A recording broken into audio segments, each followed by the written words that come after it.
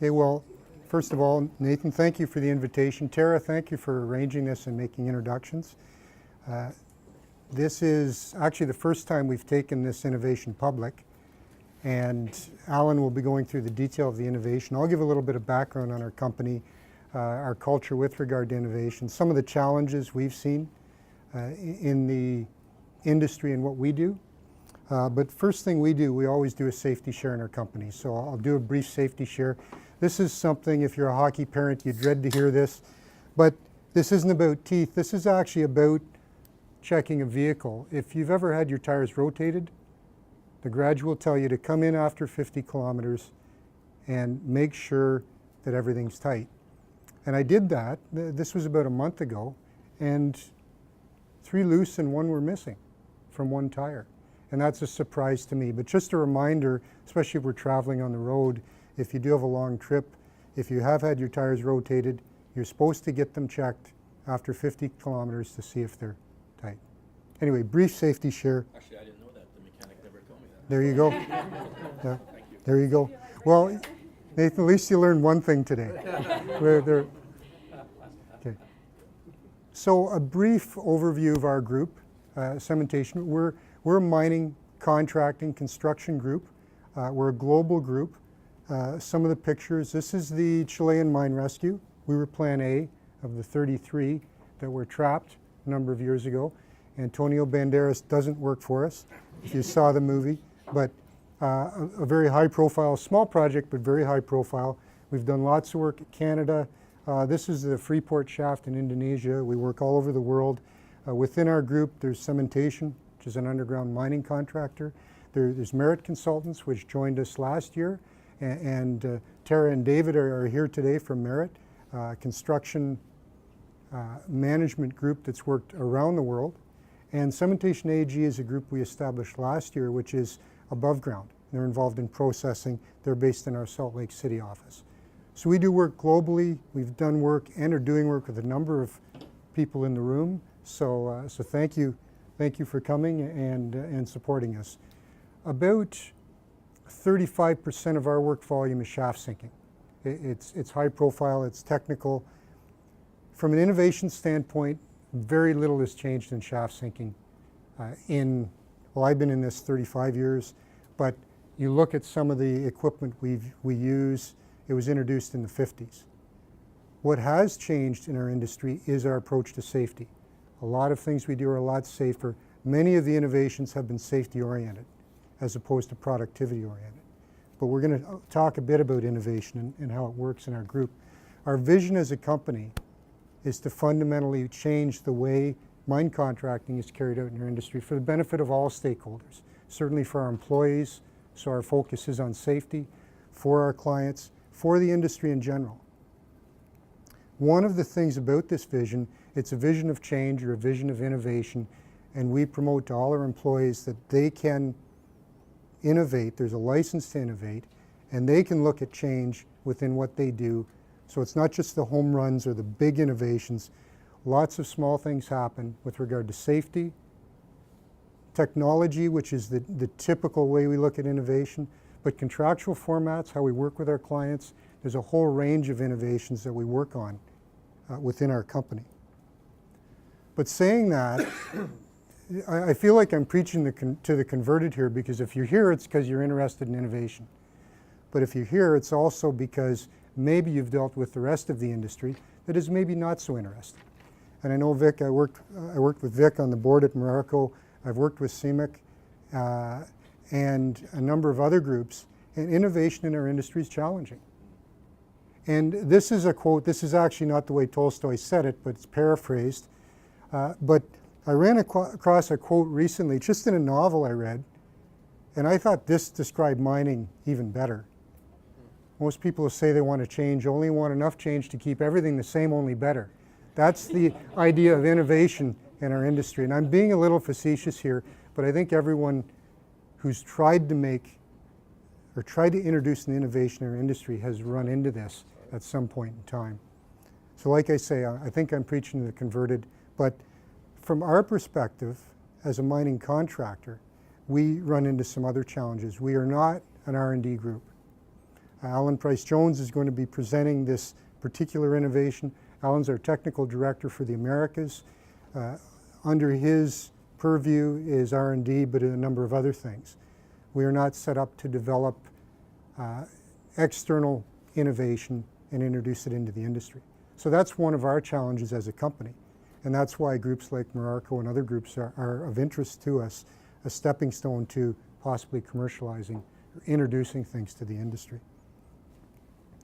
So Alan actually pulled up these quotes, and I don't know if these should have been before the last quotes or before or after, but again, they emphasize, these are very recent quotes from industry leaders about innovation. And I think the one down here is particularly important. We can't put an experiment into a mine. And the we could be BHP, the we could be the industry, the we could be, I'm not sure what the we is, but it gives you a flavor for what we as a contractor, I won't say run into, because this is the industry we work in. So step change innovation is very difficult for us as a contractor to introduce. But there are innovations we can introduce in the mining industry. Even if it's proven technology, it can be challenging. But we work on projects from concept, pre-feasibility, feasibility, and construction. We're a design-build contractor, and we know that at pre-feasibility or feasibility level, if you're trying to introduce something new, there's all kinds of issues, all kinds of challenges. And whether it's funders, whether it's the standard question, where's that been done before, doesn't apply very well to innovation. So we run into these challenges early in projects, and that's steered us as a company. As a contractor, we know how the industry works and we do things certain ways. The innovations we do are mainly smaller innovations that apply to the equipment we use in the work we do that aren't required to get acceptance from clients or funders. They're just improvements on the way we do things. But we're going to talk about another innovation today that is not that. It's more. So what about proven technology? I want to give a very quick case study before we look at this could be a presentation on its own. This is the Young-Davidson mine in Matachewan. And the Alamos group, when we started working with Northgate, they were looking at a shaft, and a 1,500 meter deep shaft. There was access underground, so what we proposed to them, we could do a borehole hoisting system. And a borehole is just using a raise bore, so instead of a drill and blast shaft, we could cut this shaft from the bottom up, 5.5 meters in diameter. We've done a number of holes like that in Northern Ontario, to the degree of accuracy required for vertical hoisting. And there was a lot of concern. What if the hole's not accurate? What if there's ground issues? We went through all of that. I had to sit down with the board, and they asked me to guarantee it. And if you think this talk, I did some real talking that day. But there was a lot of concern. This was a new technology. This was cutting their capital in half. $40 million reduction. We did the feasibility for them. And when we looked at this approach, we said, this will work here. And we were very confident of it. We said, this will save you a lot of money. We still had to go through all of the hoops to do it. This mine is operating 8,000 tons per day. This shaft, bored shaft, bolted and screened lining. They had a choice of the lining, bolted and screened lining, rope guides, great success. So what we do is we go to other people and say, this is a combination of proven technologies. And we've done it at this mine. And this mine's operating, and we can take you to see it, and it's producing. Well, where has it been done before? I just told you it's been done before. It's a challenge. We've done a number of studies. We have yet to have another group pick up on this. But that's our market. It's a very conservative market. If it's new, boy, but you know, if you drill and blast, you'll get it down. Yeah, but it'll cost more. But so That's the market we're in. And after saying that, we're going to talk, I'm going to introduce Alan now, and we're going to talk about a very different innovation. This is the first time we presented it in public. It is patented, and we've done concept development on it, but Alan will go through with you the innovation. And I just want to give you a little bit of background, and then I'll hand it over to Alan. But we've done a lot of, my own career, I worked in the 80s on a shaft boring machine, and it was a Robbins Redpath machine. That worked, but we couldn't find a client, couldn't find a job for it. I believe part of it's in the Robbins Museum in Seattle or wherever now. That was the 80s, so cutting technology for shaft sinking isn't new. We worked with Rio Tinto on their Mine of the Future, and we worked on the shaft boring system, the SBS. Very complex system, and did a lot of work on that. The focus has been on cutting. Instead of drilling and blasting, cutting the rock. In our business, that's not the issue. It's moving the rock. It's getting the rock from the bottom to surface. There's been no work done on that. So in our business of shaft sinking, everyone's been trying to figure out how to cut the rock instead of drill and blast it. But after all is said and done, there is a cutting machine operating. There's softer rock. There's a hard rock machine operating. It's hoisting rock from the bottom in 5-ton buckets. Those are little itty bitty buckets. We operate from 12 to 15 ton in our main shaft sinking operations. So the largest part of our sinking cycle has been ignored. So we said, well, let's take a look at that. Is there another way to get the rock from surface? So originally, when we started to look at this concept, it was related to shaft sinking. And I'll hand it over to Alan, and you can begin to put some shape to this. So I haven't put this up just to sort of define what is innovation. I put it up for a reason, in that it sets the scene for what we think we have done. We haven't invented something, right? Innovation differs from invention. So we haven't come up with a novel item. We haven't developed something that is unique of itself, and we haven't just taken something that exists and improved on it. What we have done is that we've looked at something that is better and more effective in achieving the same result. So that really is what I hope will come out of the description that I go through now. So as Roy introduced it, the initial concept was a system to replace conventional muck hoisting in shaft sinking. The itty bitty bucket there, bottom left, and these kinds of machines, whether it's a cactus grab or whether it's one of these long-armed things that load things, that's how we still do it. A friend of mine from years ago said, "Oh, you're into mining now. How do you sink shafts?" And when I explained that we send a 5-ton bucket to the bottom of a shaft, we fill it with rock and we pull it all the way to the top and dip and empty it out, they said, "Come on." Yeah, you know, they really didn't believe. They thought I was making fun, but it wasn't. That's how it's still happening, and it's been how it's been done for many, many, many years. So, having thought about it, it quickly became apparent that it's not just for shaft sinking. If we can devise a method that will remove the rock at the speed that we need it to remove from the bottom of a shaft to maintain progress, then the sort of productivity level we're looking at, it ought to be able to compete in general mine hoisting to transfer materials. So now you start to think, well, there's a head frame, there's a hoist, goodness knows there, and a big dump truck.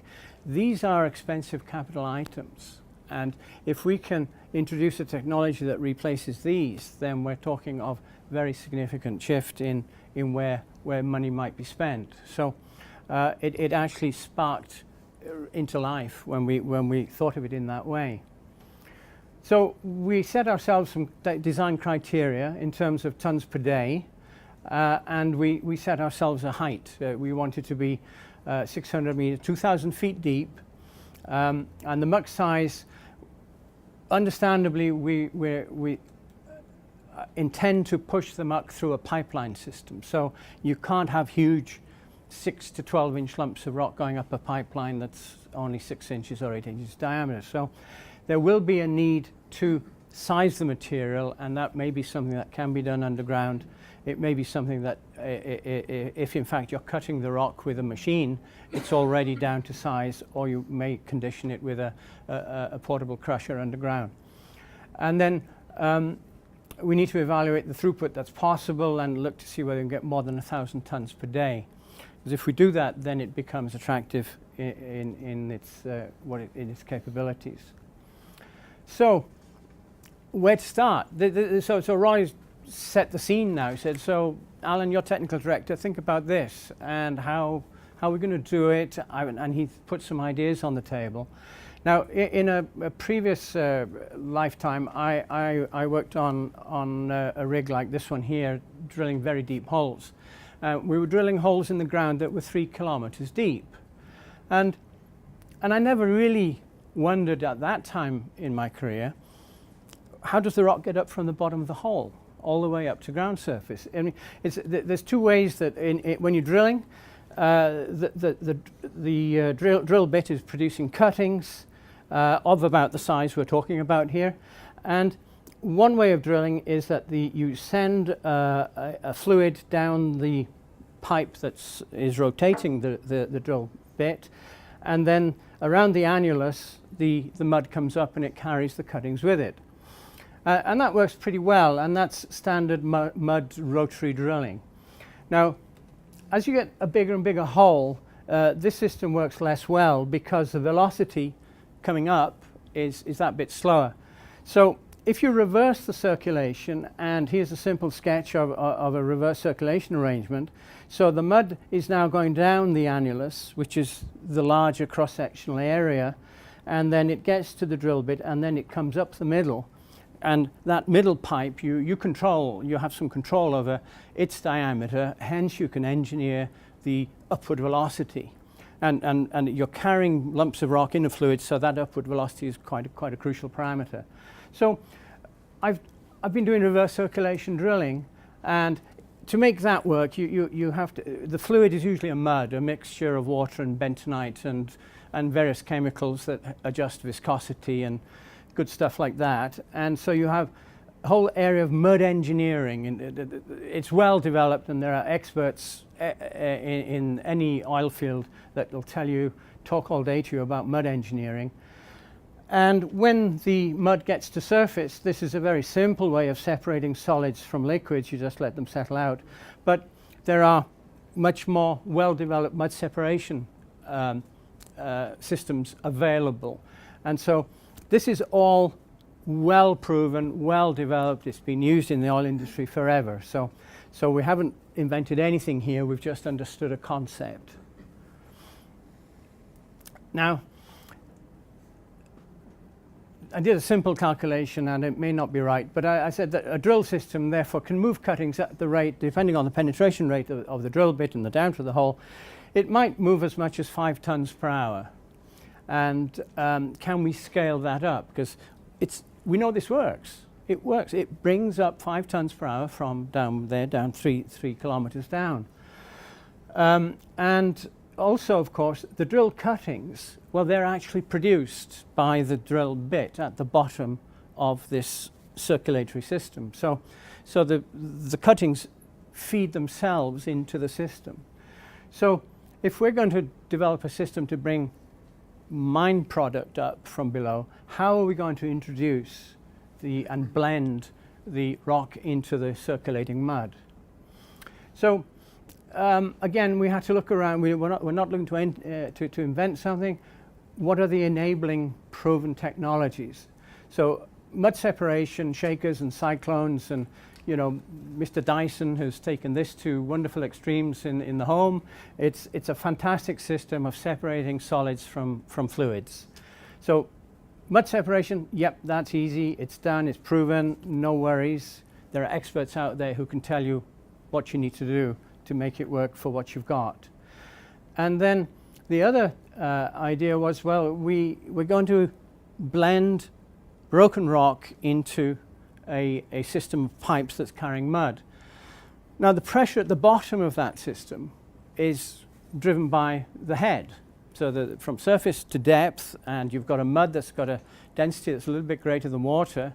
So you've got 2,000 feet of head of pressure that you have to overcome. So if you're going to introduce the rock cuttings into this system, you have to have a high pressure displacement pump that can pump the material that you want to inject. And these pumps are available. They're currently used for delivering concrete. So people have developed, now if you think of a concrete with 2-inch or so size aggregate, and you blend it into a slurry that has the consistency of wet concrete, then this is an off-the-shelf item almost. They will make one to your requirements. So the high-pressure hydraulically driven piston pump is something that's proven, we know it works, and it will do the job.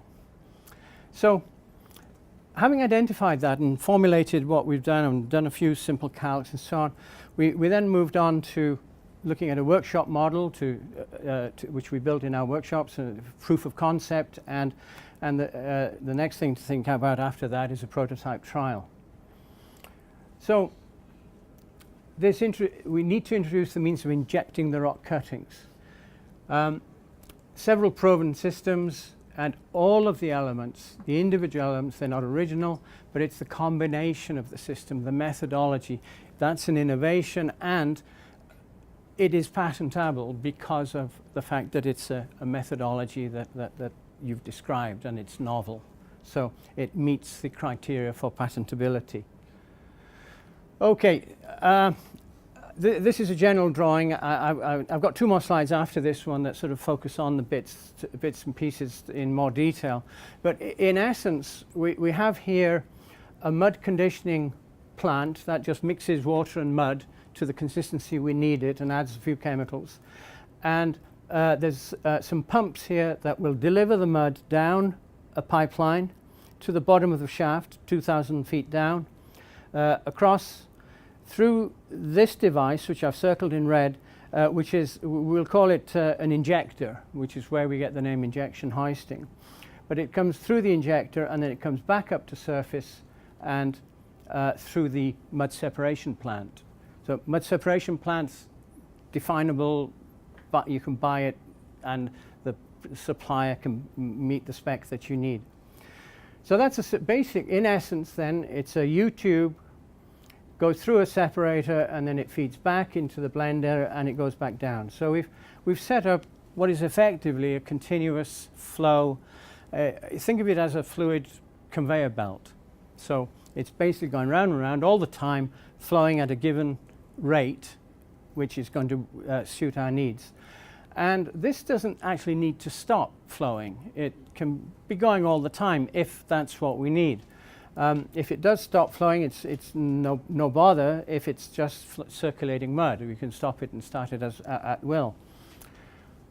Now, at the bottom end, we have mine product, and the mine product may need conditioning through a portable crusher. It then gets blended in a way that is like mixing concrete. You put it into a concrete mixer, you add a bit, we've shown here that we can take some of the mud to add to the material. We blend it until it has the consistency of wet concrete, and then it's then delivered. This is that high pressure pump. This is a really important component. It pumps the material across and into the injector. The injector is where the 2 flows come together, and then the product comes up to the top. Now, hydraulic hoisting isn't new. There have been ideas of using high pressure displacement pumps to pump material, slurry, from the bottom of a mine up to surface. But in this instance, this particular pump, which is very high pressure and works hard, it only needs to deliver material from this hopper to the injector. And there's a non-return valve here. Now, once material arrives at the injector, this pump has done its job. You can turn this pump off because the material has now arrived on the conveyor belt, so to speak. So the amount of work that this high pressure, high spec pump is doing isn't added to by the need to pump everything 2,000 feet up to surface. And imagine if you did have a system like that, if the pump stopped for some reason, you've now got a column of material that is stopped. You've got 2,000 feet of material. It all sits down and you have a problem with how to get it going again and the whole issue of a pipeline full of material that is dense and not moving as it should do. With this system, the work is done by these pumps to keep the conveyor belt running. So just looking more closely at each of these. So on the left there, it's a pump-driven pipeline loop, a delivery from surface and a return line back to surface, providing a continuous carrier flow. And on the right here, these mud circulation pumps, they're on surface, so easily accessed for servicing and replacing and making sure they're okay. They're the ones doing the hard work. They're the ones that are basically powering the conveyor belts system. And it's efficient in the sense, it's like there's a counterweight involved here. Basically, you've got the material coming down on this side, material going up on that side, and there might be a slight head difference near surface. So the only work that these pumps have to do is to overcome any head difference at the inlet and the outlet, which is going to be nominally a few meters, and pipe friction, obviously. And then, because you've got the rock material in this side and not in that side, there's a specific gravity difference between the two limbs of the U-tube. And so the work these pumps does is to overcome the difference in specific gravity in the two limbs of the U-tube. Alan, how much do you think you could raise per hour? I'm coming to that soon. But yeah, but we set ourselves, the target of 500 to 1,000 tons per day. So we're well on the way to achieving that. The thing is, just to answer your question, once you have it working at a given scale, then if you want to increase the capacity, you can add multiple pipes. So it could be tailored to a specific requirement. Yeah.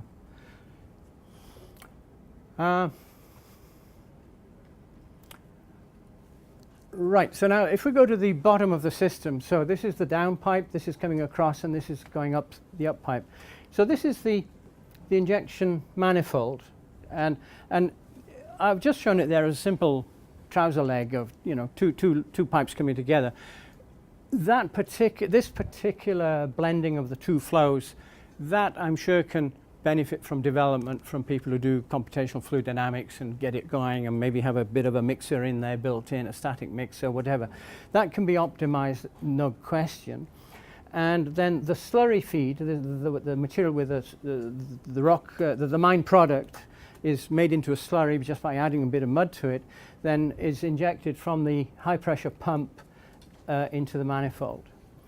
And then when it gets up to surface, it then gets into the separation plant and then feeds back into the circuit. So that's it. That in essence is the system. Just one point. There's a down pipe and an up pipe. They don't necessarily have to be two separate pipes on the wall of a shaft.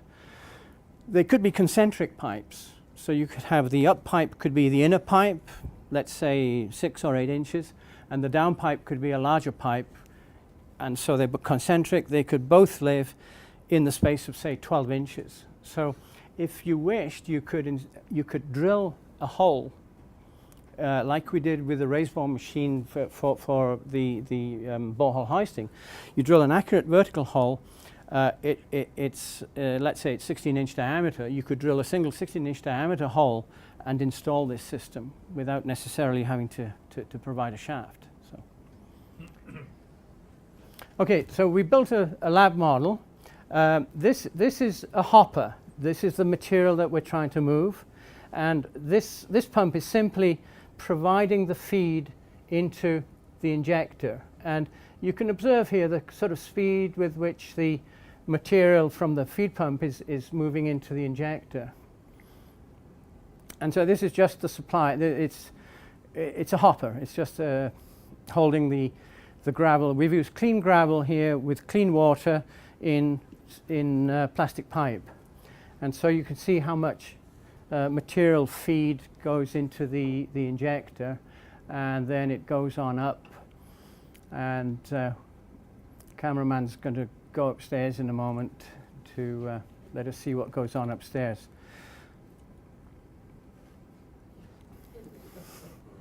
Is he climbing that ladder with that camera? I think it's a GoPro strapped to his head, yeah. So now you can see the speed with which it's coming up. Once it's blended, this is now the conveyor belt portion, and it comes through. This is our mouse wheel separator. So that is simply discharging into this rotating wire cage so that the water and gravel will separate out, so the water falls down to be recirculated, and the gravel is going back down here, and it goes into the hopper, but we have a holding valve on the hopper so that we can, just send one hopper worth up at a time and control the experiment. Cool. So it's proved the concept. I knew the concept would work because it works for drilling, but nonetheless it's nice to see that it does work, and it works really well. And it gave us the opportunity to take some measurements of what were we achieving. So that system consistently would move 37.5 kilos in just over 2 minutes. Consistently, so that's equivalent to a ton per hour, more than. And then if you start doing some simple calcs and scaling up to a 6-inch pipe system, it should be about 24 tons per hour. And then given that our initial lower bound target was 500 tons per day, we would achieve that in 21 hours with a 6-inch system. So this was proof of concept and gave us confidence in the kinds of capacity that we were hoping for. So we've now looked at moving on to a prototype system, and we're looking here then at the flow rate of 24 tons per hour.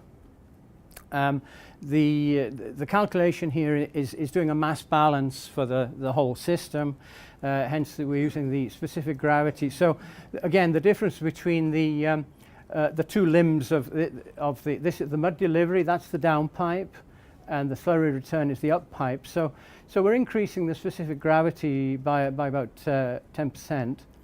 And then this column here is the high pressure injector.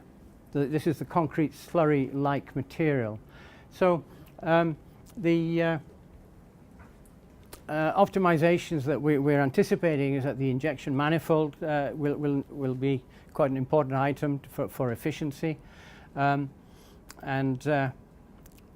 we can also focus on the finer details of the individual components with subject matter experts who can really, help us to make the whole thing efficient. Applications. So 500 tons per day with a prototype. That would be a 6-inch pipe system, and we envisage up to 1,000 tons per day with an 8-inch pipe system over a lift of about 2,000 feet.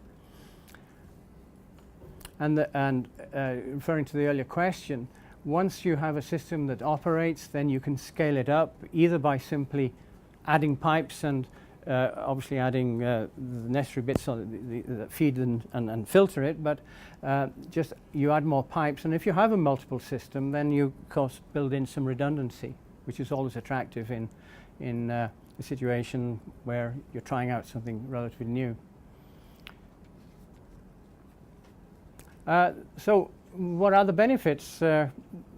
Reduced capital and operating costs. Okay, that's a shot in the dark. I don't have figures on that, but if a 50-ton dump truck is the best part of $1 million, and if a hoist is in the order of $5 million, and a mine head frame, and so you add that up, there's an awful lot of capital tied up here that for the prototype system, the most expensive single item, I think, is apart from the cost of pipe, is I think the high pressure pump, which is in the order of 300,000.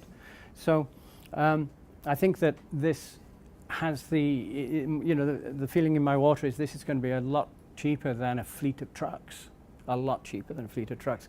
And at 1,000 tons per day, how many trucks would you need to bring that up 2,000 feet of ramp? 2,000 vertical feet by ramp.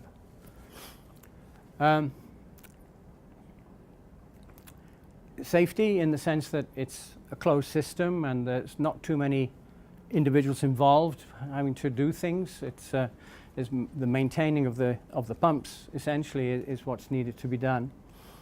And we don't see any current regulations that we can't comply with. It's essentially, people do paste backfill currently, and this is not much different from paste backfill. So if anyone can tell me of a regulation that it may be a problem, please let us know.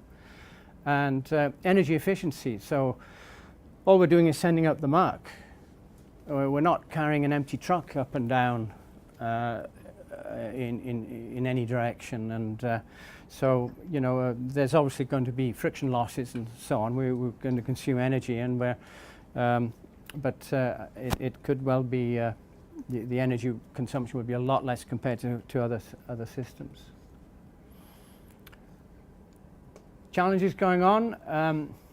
We've already mentioned the buy-in from a traditionally conservative industry. Where's this been done before? Well, it hasn't been done before. What commercial model should we adopt? How would the prospective clients for us want us to do this? Would you want to buy the system and help you have help installing it and then run it yourself, or would you like to contract somebody to install and run the system, or would you like someone to come in and do the hoisting at a fixed rate per ton? There are different commercial models that may or may not be attractive in their own way, but it's another challenge is that people might try and copy the idea. We do have a patent out there, and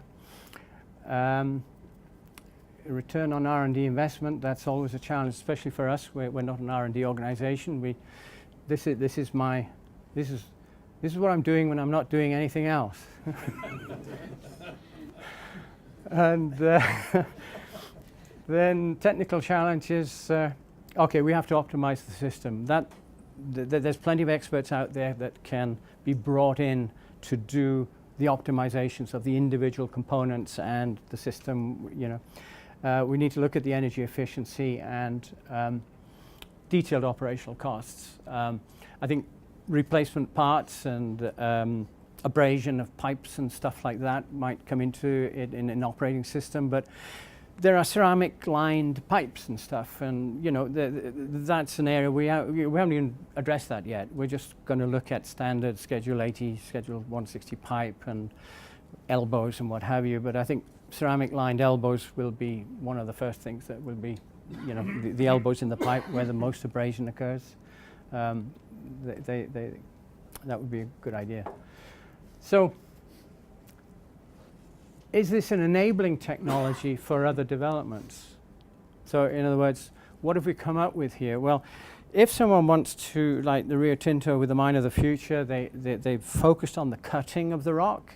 They've now got cut up rock at the bottom of a shaft with a great big machine there. And currently they are looking at ways of moving it into a hopper, and then from a hopper into a bucket, and there it is again. We're running a bucket up and down a shaft, which is what our ancestors did in Neolithic times when they're digging holes. So is it an enabling technology for shaft sinking machines? Definitely.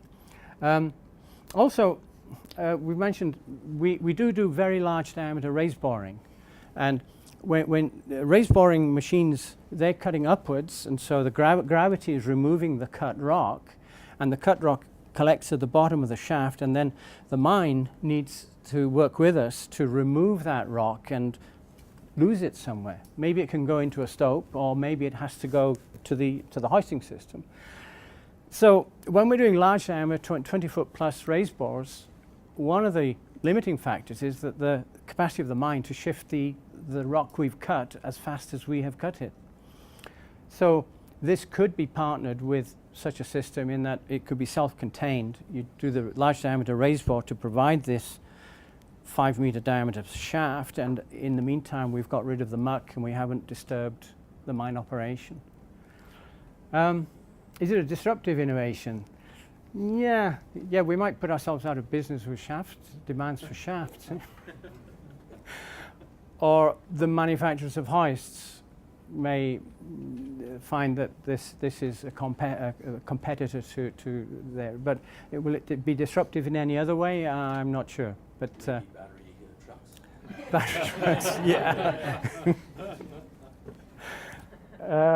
And I certainly think in terms of moving material by fleets of trucks, I think that is it could come into its own. People down to fix it, Yeah, which requires a shaft and ventilation shaft. yeah. We'll send them down to big tubes. And then the other one is, well, what is the best business model for this? Because we haven't got to the prototype stage yet. So how are we going to move it forward? And when the prototype is developed, and then we want to move on, how are we going to move on with it? And in fact, how are we going to get to the next point in terms of, well, we're going to get budget approval for building the prototype. There's going to be a full-scale 2,000-foot mine shaft. By the way, if anybody in the room has a 2,000-foot mine shaft that is currently not in full use, please get in touch, because we do need to find a test site. And then detailed design of that, and then selection of an installation site. So I think it's a very exciting prospect, and it is different, and I think it's not relying on anything that isn't out there that's already made and working. So thank you.